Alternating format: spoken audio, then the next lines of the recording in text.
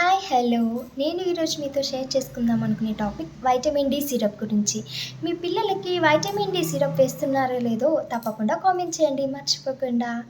Actually vitamin D syrup అనేది మీ పిల్లలకి చాలా ఇంపార్టెంట్. 0 to 2 ఇయర్స్ మధ్యలో ఉండే పిల్లలకి తప్పకుండా వైటమిన్ డి సిరప్ ఎవ్రీడే వేయాలి మిస్ చేయకుండా. 0 to 1 ఇయర్ ఉండే పిల్లలకి 0.5 ml వైటమిన్ డి సిరప్ వేయాలి.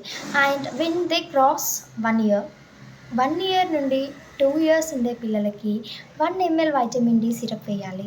ఎందుకంటే మీరు అనొచ్చు, వైటమిన్ డి సిరప్ ఎందుకు వేయాలండి, డైరెక్ట్ సన్లైట్లో కూడా వస్తుందేమో అని చెప్పేసి, ఫుడ్లో కూడా వస్తుందేమో అని చెప్పేసి. కానీ థింగ్ ఏంటంటే ఇక్కడ చిన్న పిల్లల స్కిన్ చాలా సెన్సిటివ్గా ఉంటుంది కదండి.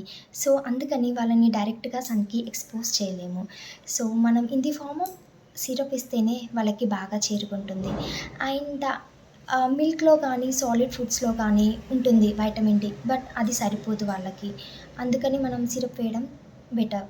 ఇప్పుడు ఈ మధ్యకాలంలో డాక్టర్స్ కూడా అదే సజెస్ట్ చేస్తున్నాడు. మేము కూడా మా బేబీకి వేస్తున్నాము. అలాగే మీరు కూడా వేయండి తప్పకుండా. అండ్ కిడ్స్లో మనకు రెక్టస్ అనే డిసీజ్ వస్తుంది ఇప్పుడు. అదేంటంటే బోన్స్ని సాఫ్ట్గా చేసేసి బోన్ వీక్ అయిపోతున్నాయి, పిల్లలందరూ స్ట్రాంగ్గా ఉండట్లేదు.